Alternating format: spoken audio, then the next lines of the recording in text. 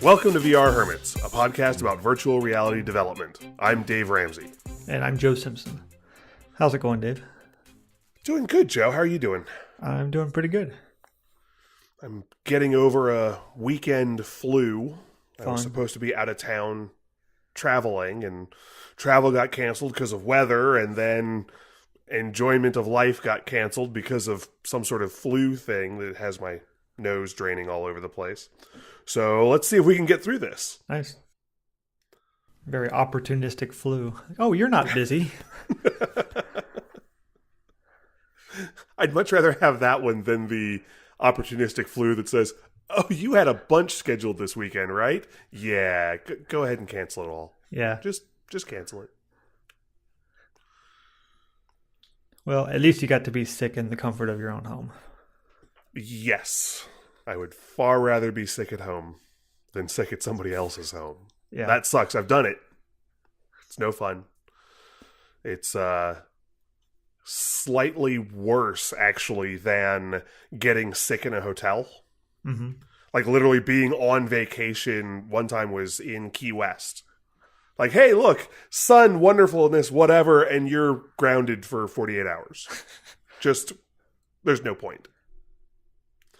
Yeah, it was unpleasant. Yeah.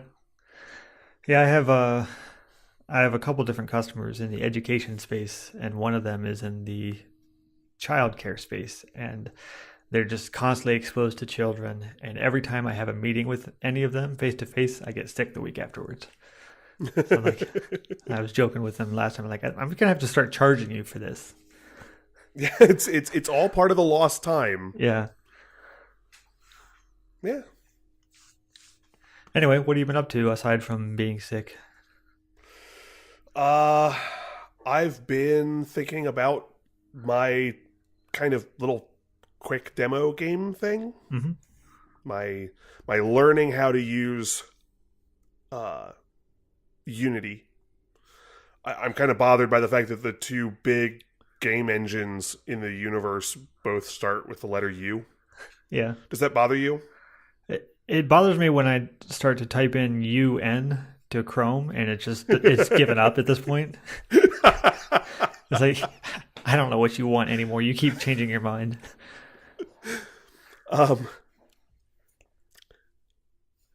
So something to play with in Unity.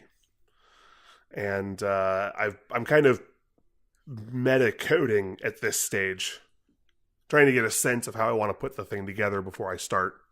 Mm-hmm. And not even that this is kind of the permanent version or that this has to last forever, because I don't want to spend so much time on design that I'm missing prototyping, but I'm new enough to this process with this tool that I feel that I need to do a little bit of design even just for my prototype stage.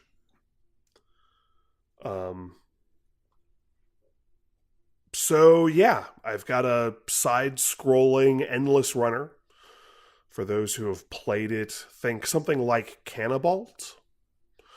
Except instead of trying to run away from the fact that all the buildings are collapsing around you, in my game you're running away from clowns.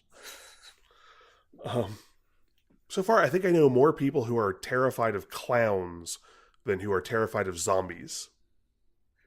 Yeah. Which says something weird about our society, but I'm not sure what. Well, zombies aren't real, and there's clowns all over the place. So there's that. There is that. So, at some point, what I've got to put together, even again in the simplest graphics, at this point I may even just be using flat, rectangular, like running across beams. Just place a stretched out cube on the screen and a sequence of them going by. It becomes a question of kind of laying out how this stuff fits together. Mm-hmm. And trying to figure out then how to structure the code to, or rather the components to make that really work. Like one example is I could have the player kind of running from left to right while the camera follows them left to right. Mm-hmm. And then as tiles disappear off the back of the screen, off the left-hand side of the screen, I can teleport them back to the front and just keep building this endless stream of these things. But if I'm really moving that way, then the coordinate system that I'm working with is constantly increasing. Mm-hmm. Which, in various situations, I've heard it suggested that that's not a really good way to go. Could be wrong. Mm-hmm. I don't have citations for that statement. But there were concerns about that kind of building a level. Yeah. The next option is I could just kind of like the player stays in one place and the tiles move backwards underneath them. And that can work too. Sorry? So does the player have the ability to stop moving? No. Okay, so the player's going to keep moving at a constant speed, maybe some jumping and stuff like that. Right. Okay. It's basically one button press. You've got jump. Okay. Jump over obstacle. Yeah, so the conveyor belt or a treadmill approach might work then, where you're just you're still flipping the assets around, but you're moving their transform instead of the player. You could probably even have a parent object that you're just sliding back and forth. We know that wouldn't work. Well, I could, but then theoretically that object is going to be getting into large negatives. Yeah. Like it'll just keep moving to the left, and I could just keep adding elements to its right side basically forever. But even though I will no longer have sub-elements, none of my blocks or tiles will end up in large negatives. The defined kind of edge or origin of that conveyor wrapper object will get very large negatives eventually. So then what I've got is kind of a conveyor object on the screen that's moving the tiles to the left, but moving the tiles to the left inside the context of the conveyor object. Mm-hmm.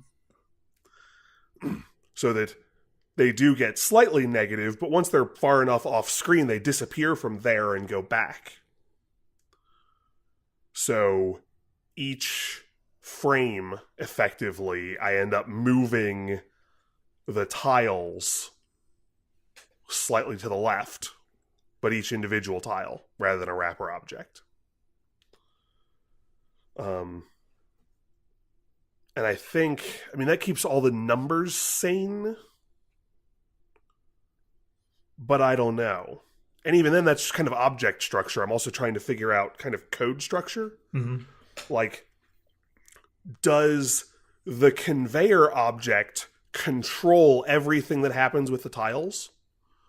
Or do I give the tile the ability to recognize when it's off screen and destroy itself, or optimally put itself back on a queue in the conveyor object, so the next time the conveyor object or conveyor component needs a new tile, it grabs one of the tiles that it has in the queue and throws it out? Yeah, I think you would need some kind of manager object and have the manager be placing objects and moving objects, or maybe have the objects move themselves, but I wouldn't have the blocks of the conveyor belt move themselves or place themselves or remove themselves and re-add themselves. I would do that with some kind of game manager, and then just use the tiles as the scenery, obviously, but also have other objects like obstacles and stuff that need to spawn on those tiles just be using their transform for where they spawn. Sure. Or maybe they don't even care about that. They just are spawning relative to the player.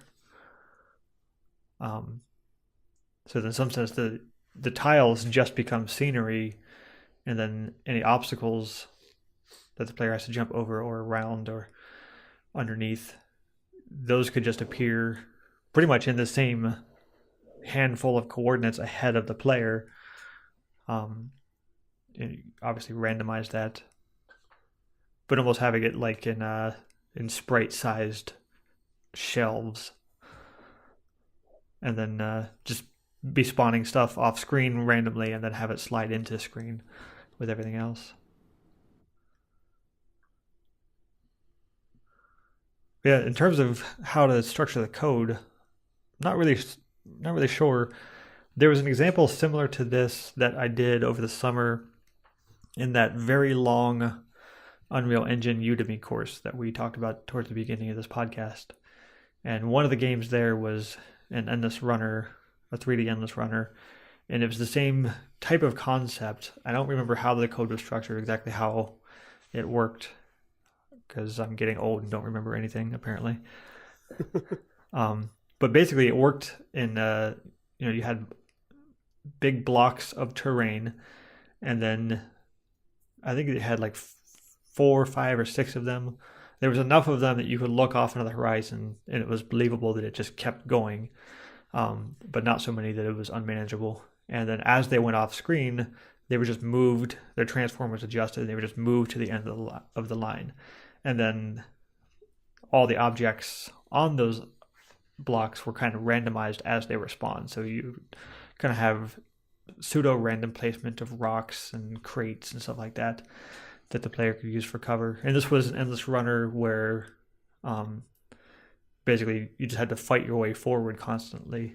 Instead of running from enemies, enemies could continually spawn all around you, and you had the ability to, it was a 3D game, so you could be walking around all ways. You just couldn't go back a square. So once you passed the threshold for one of the blocks, you couldn't go back anymore. You could still see the other one for a while until it fuzzed out. So I think you could always see 1 or 2 back. So it was this weird conveyor system. But I remember working through that section of the series thinking, like, this feels really kludgy. There's no way this is actually going to work. And then we got to the end of it and I played it, and it was very convincing. It was actually a lot of fun. So shows me what I know. I remember that from there was a kind of an endless side-scrolling thing in one of the demo or learning games in the Sprite Kit book from Ray Wenderlich. Mm-hmm. It was the Zombie Conga game. Yeah. You had a conga line of zombies, and you were trying to dodge the cats for whatever reason. And it had a large, basically like a PNG for the background. Yeah. And it just slowly slid to the left, and you had 2 of them. And you just, when you moved off the screen, the next one kind of slid back on, and that was it. And if you were zoomed too far back, it looked horrible. And if you were zoomed in where you were supposed to be, it just looked like this perfect, constantly running thing. Yeah. But yeah, so like one way to go is I can make the conveyor know when the tiles have moved off the left-hand side, reclaim them and do something with them. Or I can make each of the tiles aware and send a notification or call a function in the conveyor controller object to take back control of this object until you're ready to put it back out again. Mm-hmm. Like, those both seem like perfectly valid answers in Unity, and I can't figure out which one I should use. Like, if there's a better or a worse. Yeah. You should probably poke around on GitHub and just search for Unity Endless Runners, because there are a ton of them. And just see what people are doing. See what amateurs are doing. See what really good game developers are doing. And just download some of those projects and kind of pick them apart and see if you can reverse engineer it. Or at least see what you can learn from it. But in terms of... I like that idea. Yeah. In terms of prototyping, I don't even think you should solve this problem for the prototype. I think you should just make a really long level and put objects on it and test your gameplay. Just take a cube, make it, 4 meters wide, and then 15,000 meters long, and just put some stuff on the first 1,000 meters and get your jump mechanics right and stuff like that. I honestly think it's going to be easier in the long run to make this thing actually be able to build the level than for me to have to build 10,000 meters of it. You're just lazy. Oh, wait. The point of the prototype is to go with the minimum amount of investment. Mm-hmm. I think it will require less total time and effort to make it happen randomly, to go procedural. Yeah, that's the other option to seeing what's available in terms of plugins in the store. Like, are there basically conveyor belt systems where you can just feed in your assets, like feed in your terrain assets and your obstacles and your player and your enemies, and have it generate the terrain for you? I haven't looked for any of this type of stuff yet. It may be fun. Not that you want to build an entire project off of somebody else's plugin, because that would kind of defeat the purpose of this project. Yeah, the primary purpose for the project is learning Unity, not making a hit game. I mean, if everybody likes the game, that would be nice and all, but I think I'll learn more building something. Mm-hmm. I don't know. Yeah. At some point, I need to learn how to integrate with some of the tools that have been made by other people. There's a lot of them out there. In my Objective-C and Swift code, that was a major leap forward for me, was when I learned how to hunt down, evaluate, and then integrate somebody else's code from somebody else's completely different design paradigm and integrate that into mine so that I could make use of it and everything worked. That was a huge step forward for me, and a big accelerator for my end products. But I don't think that's step one. Mm-hmm. Yeah. So what are you going to do? I think I'm going to make something up. I'm running out of time.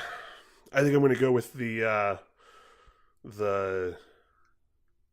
conveyor object that adds tiles on and moves the tiles each round, but that the tiles, we're not going to get into huge scales anywhere. Yeah. So the player basically is stationary, aside from jumping. And the world, well, not so much the world, but the sequence of conveyor tiles will move underneath them. Mm-hmm. But nothing else will move. And then, for the fun of it, I will probably do, when tile gets off screen, it tells the conveyor. The conveyor can throw it back on the stack for next time. Yeah, I mean, you can even do that with a collider off screen behind things. When your certain object type hits that collider, it just triggers a script to throw it to the front. Neat. Yeah, and I probably should just start there. The idea for adding it to the queue was so I could kind of randomize the layout, but at this point, I don't need it. Mm-hmm. It's just a visual design thing. And I'm not even sure any of my tiles are going to be visually distinctive all that much.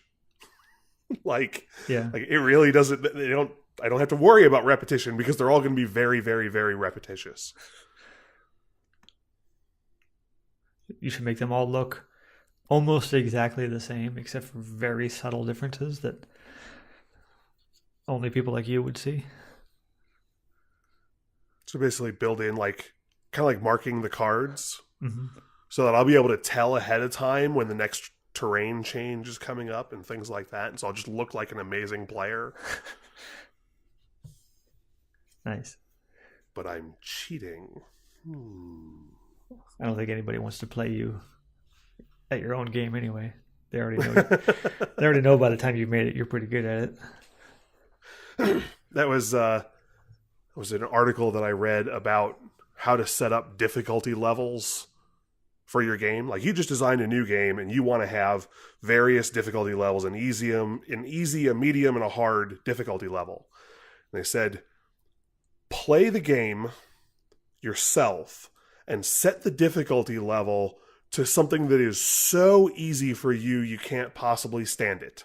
Mm-hmm. That's your hard difficulty. See, that's not always Then make true. it easier from there. I know. We particularly had this conversation in the previous podcast talking about random arrow. Yeah. Because random arrow is pretty hard for me, where other people can just destroy me at it. My mom is better at it than I am by now. Of course, she plays it more than I do.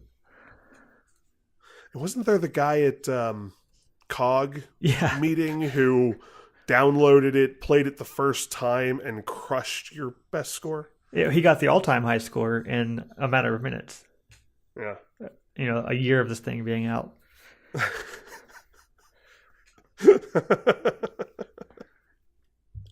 It's pretty awesome. So yeah, so that's kind of what I'm playing with. I'd like to get it to, I mean, the silliest, simplest playable version would be nice to whip up in the next couple of weeks. I can take it to Christmas. It will give me an excuse to take my microphone along with me. And I'm thinking I will use family members to generate the sounds of angry clowns. And so that will get me different genders and different ages and different vocal styles and patterns, and just record 100 different angry, demented clown noises. Nice. I may need to hire a Foley artist to generate the sound of squeaky shoes. You could probably find some stock media squeaky shoes. Probably. So yeah. I kind of want to search for stock media clown noises and see what the internet has. I mean, it's pretty freaky. We'll do that later. Yeah. So what are you working on? So I have been doing lots of FileMaker work. And then towards the end of the last week, started spending more time in Unreal Engine. And was thinking a lot about what you said about the difficulties that I created for myself in the Daydream project that I was working on with the AI. And I think for the time being, I'm just going to put that project on hold. And then about a day after deciding that, I saw somebody tweet a bunch of concept GIFs and videos to an AR version of essentially what I was building in VR. So I'm like, yeah, it's probably a good idea I drop this anyway. So I don't think I'll miss it. I'm not sure if I'll pick it back up. But I'm starting another project for SteamVR. And I think I'm going to do this in Unreal Engine, but I could fall back to Unity. But yeah, I haven't decided yet. I've been spending my time just kind of playing around with the design and prototyping phase in Unreal Engine. And I think Unreal Engine gets me quite a few things that Unity doesn't, at least for this project, or at least for my specific skill set. And mainly, this is I think I can basically build this entire game with developer art. Like the concept that I have in mind and the aesthetic that I have in mind doesn't need super awesome 3D objects and modeling, stuff like that. It needs really basic shapes and some really awesome looking materials. And I'm definitely at the point where I can't really model much 3D wise, but I can make materials pretty well with textures and stuff like that with Unreal Engine's material editor. So I'm kind of leaning towards that and learning how to do some post-processing materials to make kind of a uniform aesthetic in this game world that I want to make. where really the assets could come from, a number of different places, from asset packs or people I commission or stuff that I doodle with. But in terms of what I'm trying to make, I'm basically, I know this will probably scare you, but I'm basically making a VR puzzle game in the sense that games like Portal are a puzzle game. It's not a Right. it's not a Bejeweled type block pushing puzzle game. It's a you're in an environment and have to figure things out about it type environment, kind of like Portal or Super Hot, things like that, where you're in a 3D space, but to move forward, you have to figure out things about that environment. In Super Hot, the thing you have to figure out is how to get rid of the bad guys. So that type of puzzle, but it's, we talked about it the other day off of the podcast, and you had warned me against the idea of going the puzzle route because of how complicated that can get and how much content I would have to make to do that. And I haven't totally made up my mind, but I think at the end of the day, the concept itself is some kind of puzzle. And I kind of like the idea of abstracting it into a toolkit of assets that I can assemble and just make puzzles with. And I think something that appeals to me about that concept is I could get 5 or 10 puzzle levels done and release that on like itch.io or somewhere where people could just try it and see if anybody likes it, rather than taking it all the way to market and spending months or a year on it and then finding out that nobody likes it. Making sure that you release with 150 levels available on day one. Yeah. So that's kind of what I'm leaning for, and I don't know, I feel like Unreal Engine gives me more visual tools to be able to accomplish things, whereas Unity is pretty much like you better have some pretty good 3D models ready or you're not getting very far in here. I think that's the main lesson I've learned with Unity in the last couple of months. Unity is way easier to navigate and to work in. Unreal Engine's got a lot going on, and I'm just trying to kind of relearn everything I learned over the summer, and at the same time not spend too much time just learning, but also be solving my own problems as I go. So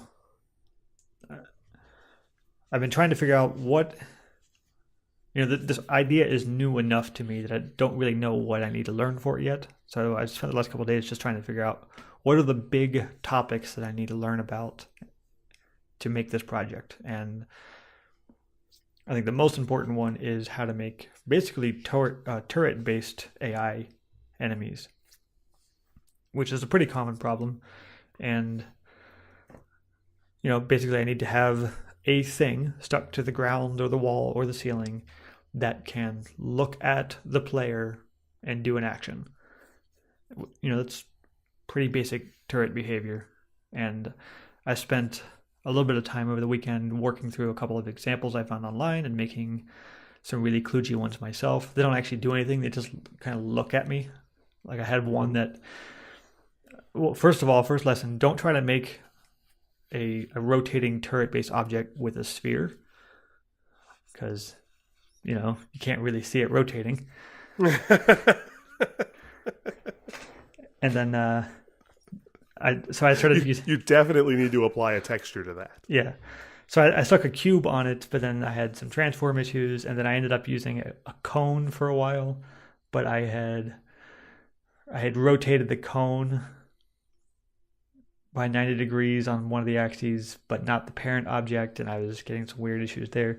And I eventually figured it out, but it was just kind of a silly, trial and run period where I'm using the Unreal Engine motion controller template layout they give you. So the only way to really preview the behavior was to pop myself into the headset, I should say. And so it just like make a couple of changes, compile the blueprint, run the app, not see anything results, put the headset on, look around, feel like an idiot, take it off, repeat. So yeah, it was just kind of a fun time. eventually figured it out. And then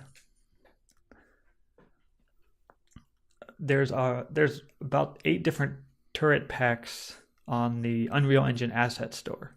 So I decided to invest in one of those, and by invest I mean spend $25.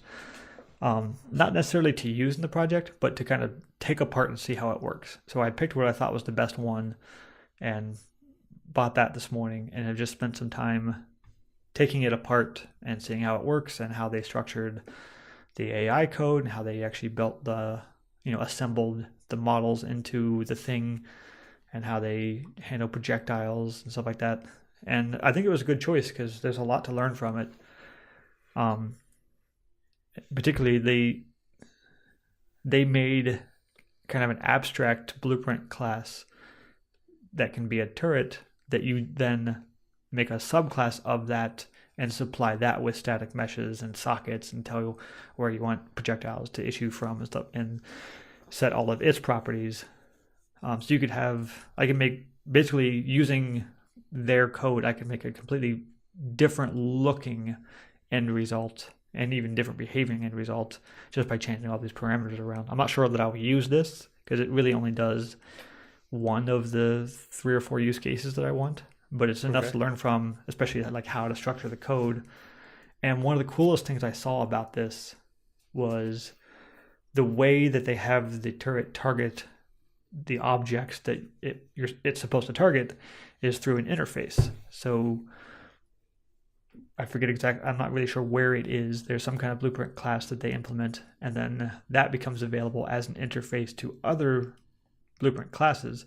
So I opened up the VR pawn that comes with the VR template and opened that in the blueprint editor, added an interface over in the details section. There's a section for interfaces. You add that, and then that makes a couple of functions available to that blueprint graph, and then you just implement a couple of methods, for lack of a better term there, a couple of functions, or adding in some variables.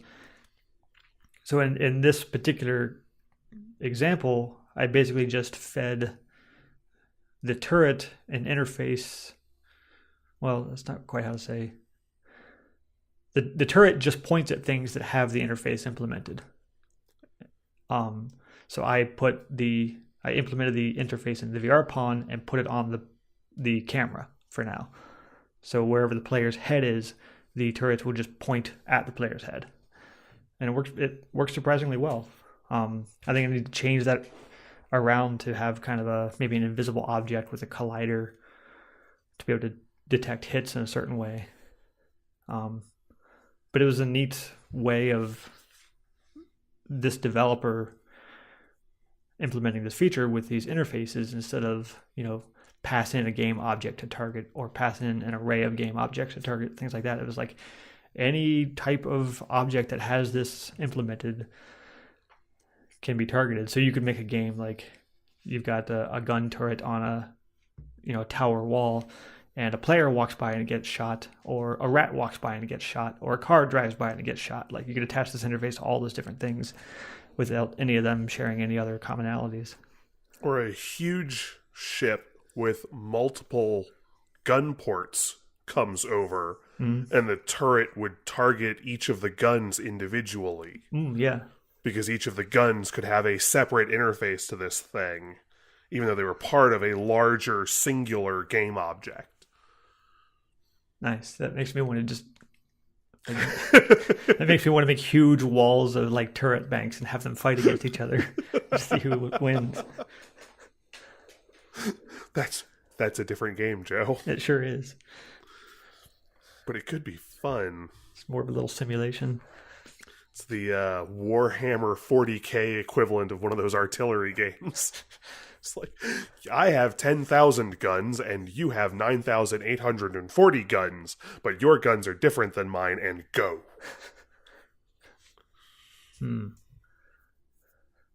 Yeah, that could be fun.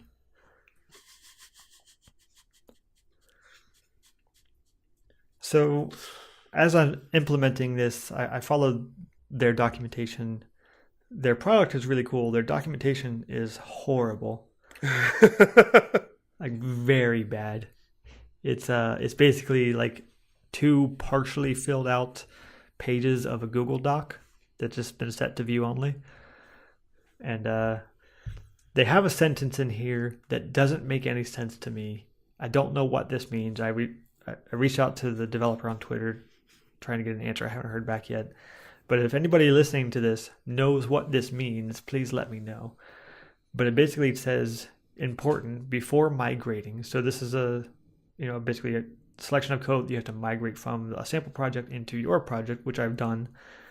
But before you do that, if you are migrating this turret pack to your own project, make sure you added a laser channel that's by default blocking in your project settings.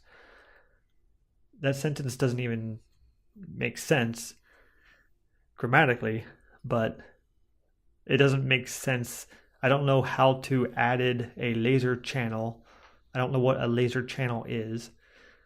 I don't know how to make it default blocking. I'm assuming that it means add a channel of, type laser or named laser that has a behavior of blocking, a blocking behavior of some kind in your project settings. So definitely not in project settings. I'm not sure what they mean there, but there's nothing in project settings for any kind of laser channels. Yeah.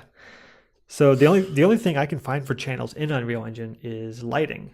You can have up to 3 lighting channels in a project, but only 3. You don't really get to make your own custom ones. You can use everything by default uses the first channel. You can make objects opt into the second one or the third one, or turn off the first one, things like that. But that's, from what I can tell, that's strictly a visual thing. It has nothing to do with collisions.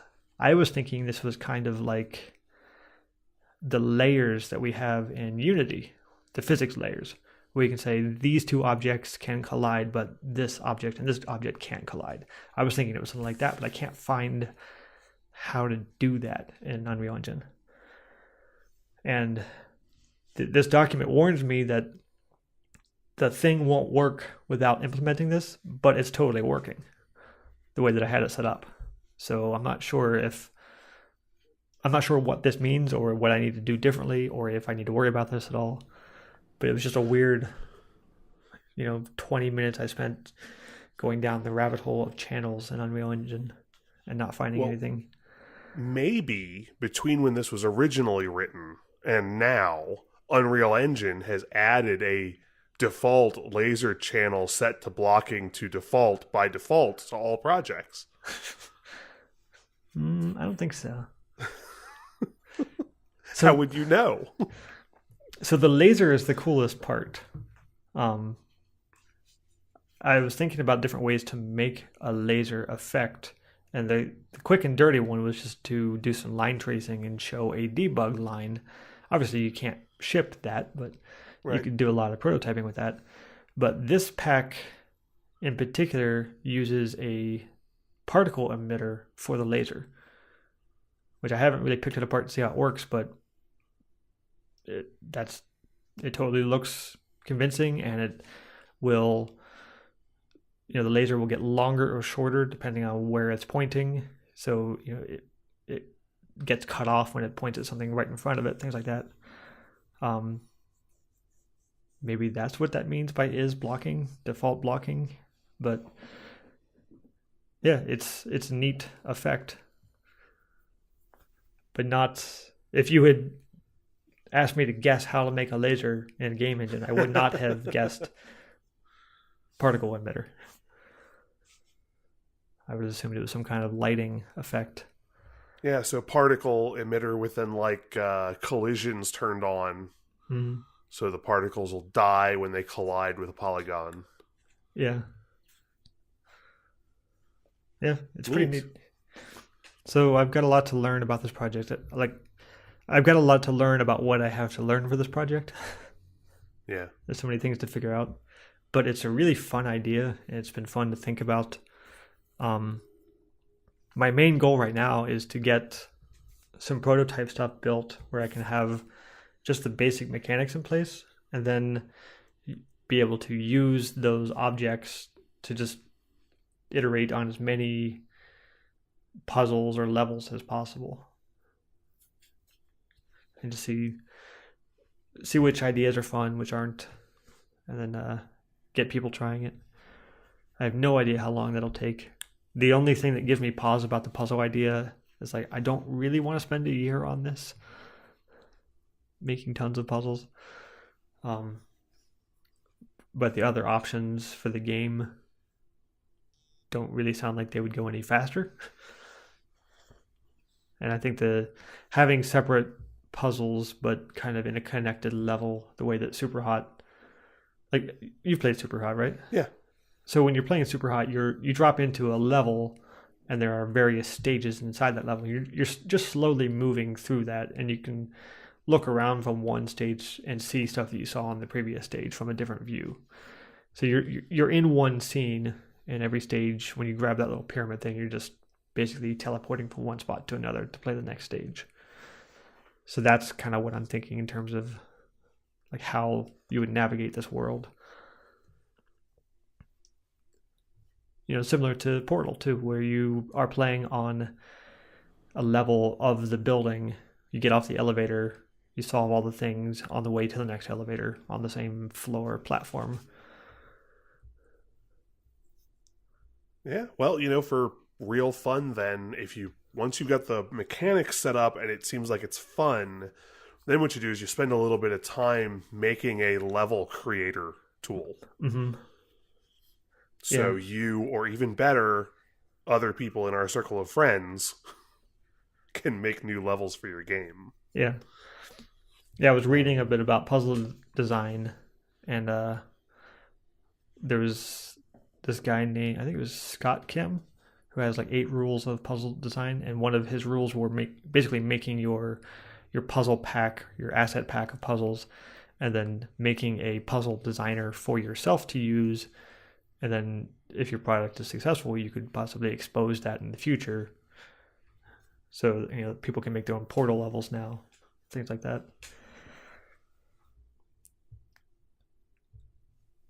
But yeah, it's an interesting world, the world of puzzle design. I spent a lot of time over the weekend reading up on it and watching a couple of talks. And just a different kind of nerd than I'm used to. I'm particularly bad at it. Yeah. Because I almost never, like, even puzzle games that I really like, I usually don't last past level 15 or 20. Like, the developer is thinking about puzzles in a way that's different than the way I do, and I can't get my head around to their way of thinking about it. There have only been a couple of exceptions. I mean, basically, I never finish a puzzle game. Yeah. Ever. Exceptions to that are, what was the big puzzle game on iOS that had the little princess with the crows? Monument Valley. Portal. I think there was one other, but I can't think of it off the top of my head. And all the other ones, I get so far in, and then it just suddenly, all of a sudden, becomes completely impossible to me.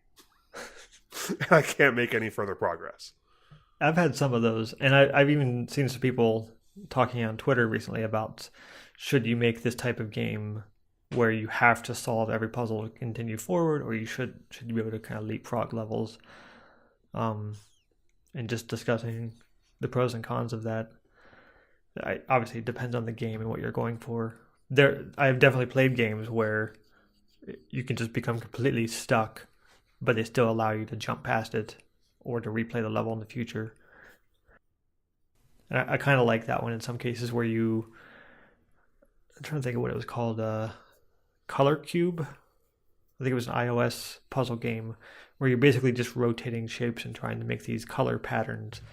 And at any point you can jump forward and play the next level, and they've just got basically a table view of all the levels that you've done and which ones you completed and which ones you haven't. So if you've got that completionist mentality, you're going to go back and try those again anyway. But you're not really stuck on the game. I'm not crazy about that. It's happened to me a dozen times where you play a game and you're just stuck. And I actually heard about this in a stand-up comedy routine, but basically a video game is the only kind of product you can buy that if you're bad at it, it denies you the rest of the product.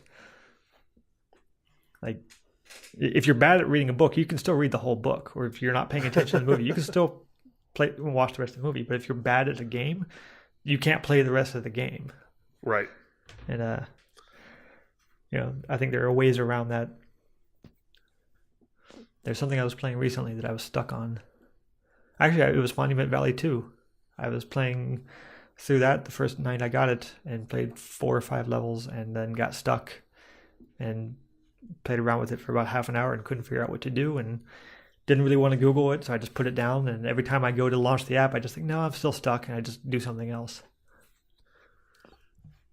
One of my great sadnesses is that I never actually finished Portal 2.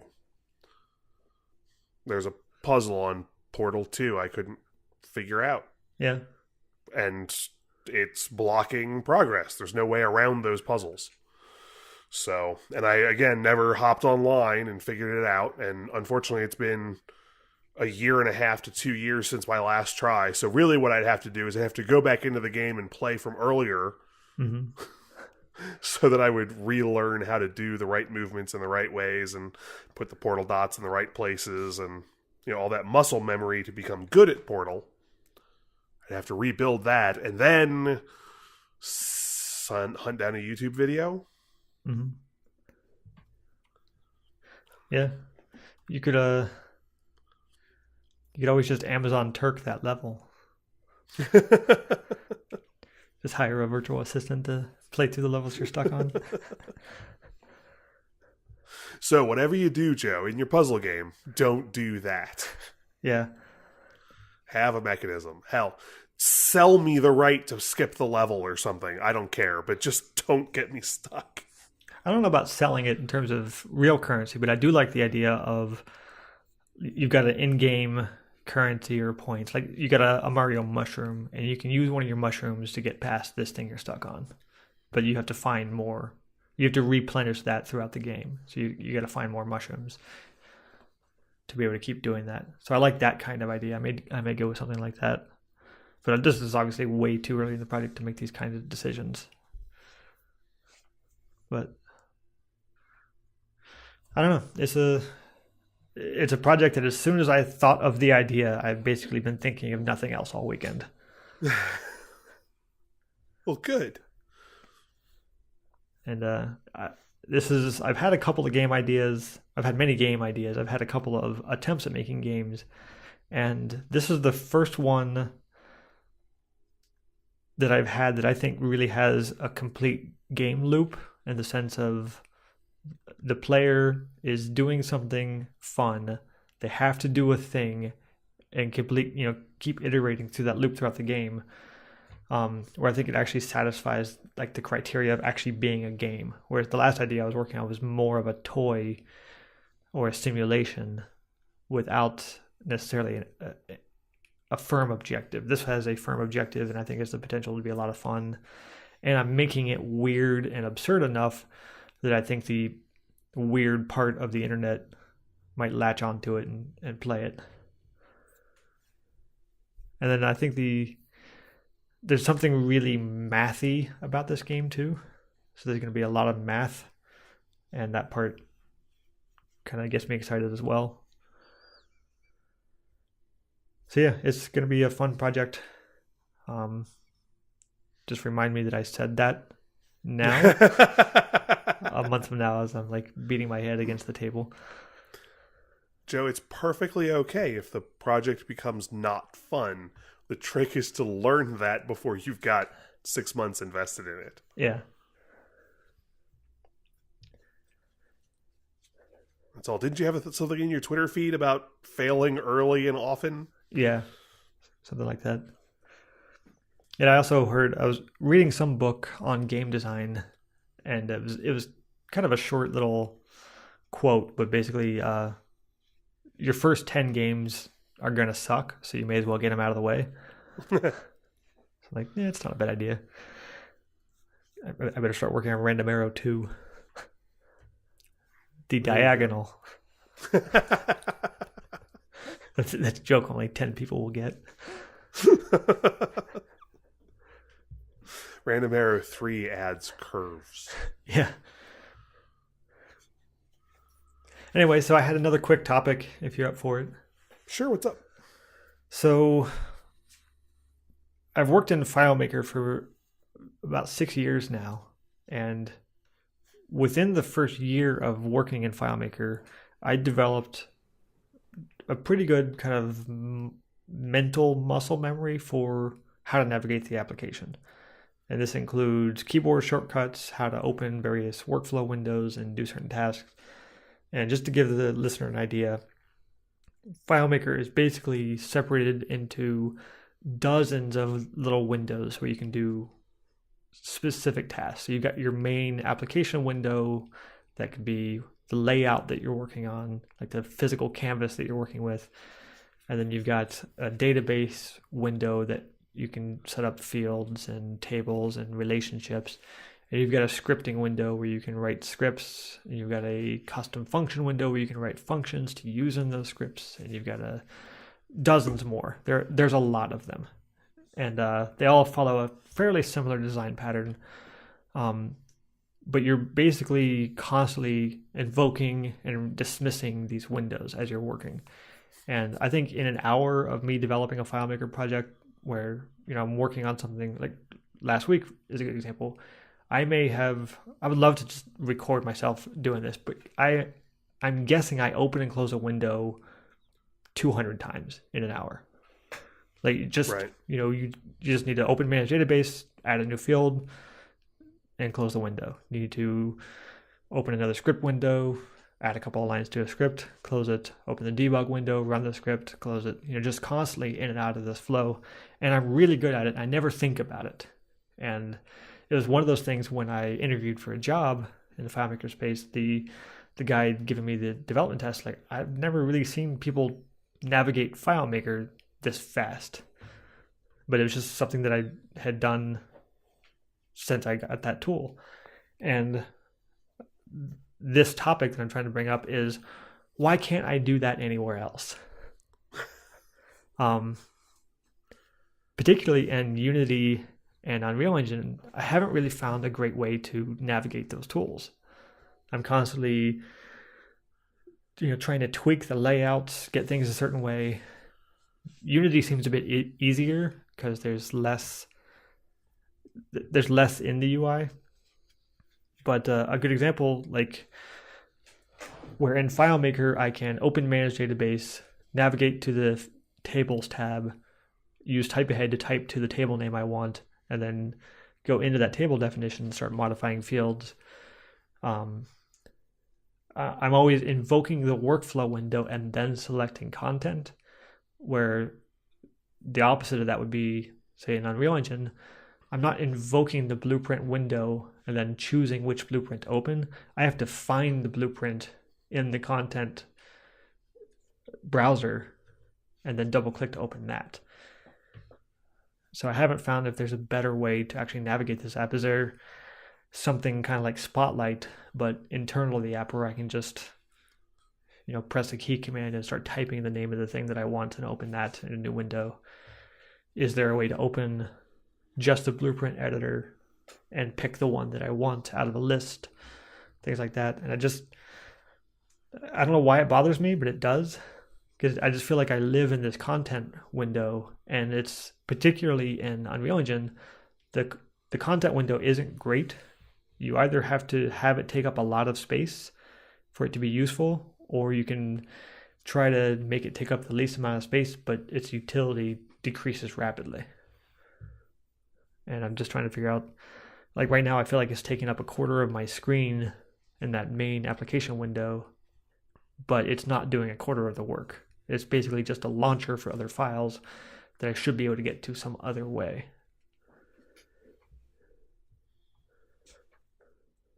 Does it make any sense? It does.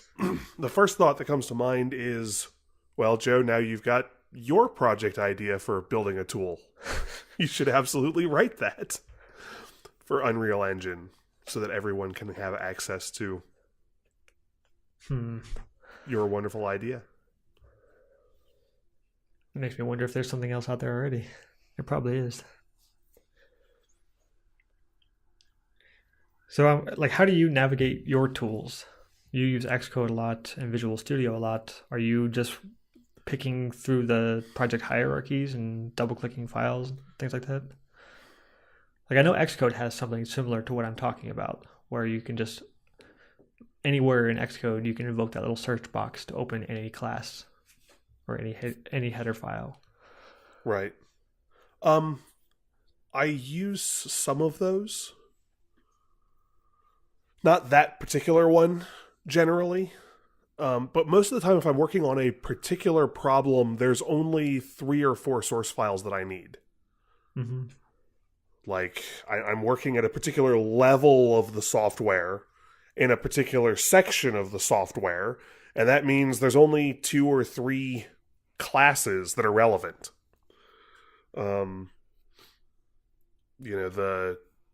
The generalness of my interface has allowed me to not have to spend a lot of time in the interface file when I'm adding new features.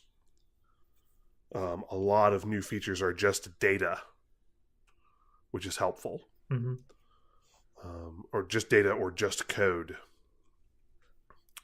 But every once in a while I'll get in a mood where I'll sit down and I'll pull out some video from WWDC that goes through 24 of those tricks. Yeah. And learn 2 of them and add them. Or try and work on adding them to my repertoire, one of which I will lose in the back portions of my brain, and the other one will become part of my permanent process. Yeah. But it helps that most of the time when I'm working in Xcode, I'm basically just working in code. Mm-hmm. Like most of the time. I don't have to have 5 windows open. Periodically, I will have 2 code editors open at the same time, side by side. But that's about it. It doesn't have 300 different little inspectors. Yeah. Unity doesn't either, but Unreal Engine kind of does. Unreal Engine has all these different workflow windows. So, like a good example, when I was setting up that my first attempt at a turret system, I started by making a new blueprint class based on a pawn. I knew it had to be something that could be possessable by an AI. So I started there, and then, okay, I need to add a graphical representation to it. I need some kind of asset to use. So I imported the starter kit assets and dragged a cube in, or a sphere, or some other objects, but couldn't modify sockets in the blueprint editor. I actually had to open that in the static mesh editor. So I've got the main window open, I've got the blueprint window open, and I've got the static mesh window open. Then I have to invoke this socket panel in there to add a socket to the static mesh, and then add the static mesh to the blueprint, and then add another thing. So like, you do have all these different little windows, and for some reason, I guess another pet peeve about it is you have project settings in Unreal Engine and you have editor settings in Unreal Engine, and editor settings are a lie. That's the wrong name, because that's a lie. When I see editor settings, I want that to mean anytime I use Unreal Engine on this machine, these settings apply. But that is not the case. They're still project specific because your project gets a copy of the editor. So it's, like I said, editor settings are a lie. That just really bothers me. I know there are people that are using their editor, their flavor of Unreal Engine, lots of projects internally. I'm not doing that. But for me, every time I make a new project, all of those settings that I set up, like, hey, open all new tabs in the main content window, that setting is gone. Yeah, it's for things like that we started having to do making a new project template. Mm-hmm. So that it would use your local settings every time it made a new project. Yeah, that's what we had to do in FileMaker, is basically make empty FileMaker files that just had all the menus the way you wanted, or the template tables, things like that. Boilerplate. Mm-hmm. Yeah.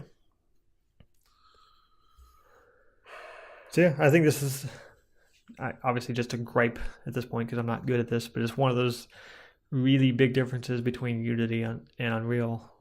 Unreal offers a lot of these other tools, but there's definitely a switching cost, both switching from one tool to the other, but to just use the tool, it's going to take longer to get good at moving around. Whereas I feel like in Unity, you're basically in that main window all of the time, or you're in Visual Studio writing code. Yep. Which you've seen has its own particular disadvantages. Mm-hmm. And I think what this means, Joe, is you need another 4K display. So that you can end up putting some of these secondary windows in those other displays until all the windows are open. You've surfaced all of those interfaces at once. Yeah. I'm not crazy about working with 2 displays anymore. I developed too many issues with my back and my neck from about 10 years of using multiple displays. Now I've got one display and I'm looking straight ahead and it's at a good angle and I can work successfully for quite a while. But do you remember there was a period of Apple development where even one of your apps had this. You had the application window and the little content drawer that would pop out the side. Mm-hmm. I want a hardware version of that for my display. I want a little screen to pop out the side to be my content browser. I have an extra iPad. Maybe I should try to rig that to the side of the display. Like, this only does one thing. Yeah. People have done that. You get the advantage of it being a touch screen, so you can just reach out and tap the thing. Yeah. Yeah.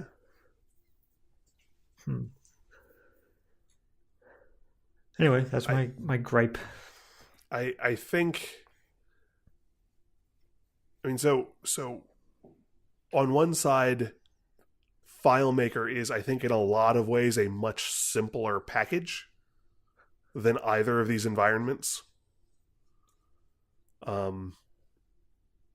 Some of that is aided by the fact that it looks at the world as like three major contexts.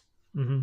There's your design surface, there's your database structure interface, and there's your automation scripting interface.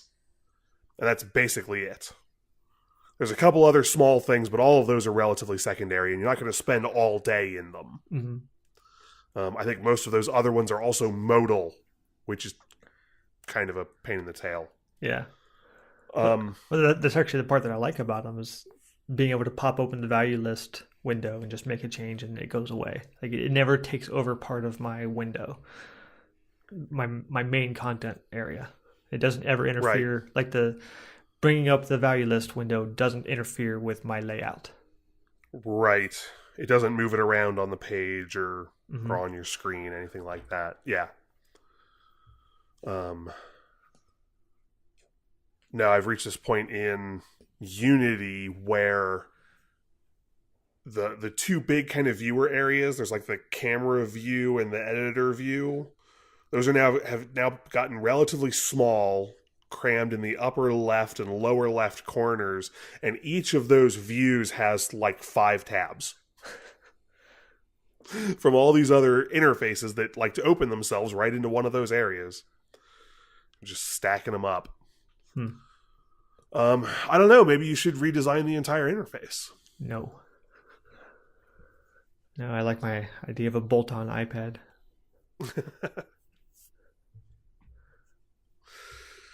I want to see it. If it works, it'll be great. I can maybe even have it come up from the top and like rig some rails from a toaster to just pop the little screen up when I need it from behind the laptop or behind the display. Oh, yeah. Play a little bell.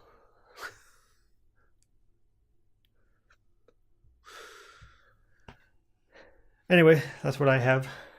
Okay. I had 2 last little things to mention. Sure. One was I got the notification from the TP Cast folks that the TP Cast for Oculus started pre-orders today. Nice. And interestingly enough, it costs an extra $50 over what the cost is for the TP Cast for Vive. So $349. Wonder why that is. Seems to have all the same basic stuff, including a Wi-Fi router for whatever reason. But yeah, so that's now an option for our Oculus people. And tomorrow is the current release date for Fallout 4 for VR. Ah, yeah. So, are we doing the show again? So much for getting my little prototype done by Christmas. That's all I got to say. Yeah. Hopefully. In reality, it will probably just suck. I don't know. And I'll spend 10 minutes in there and then never go back in again. And that'll be it. I don't know. I'll wait and see how the reviews are. It's not something I want to play right now. I've got too many other projects going and a couple of other games going. I'll probably pick it up sometime this winter and spend too much time in it.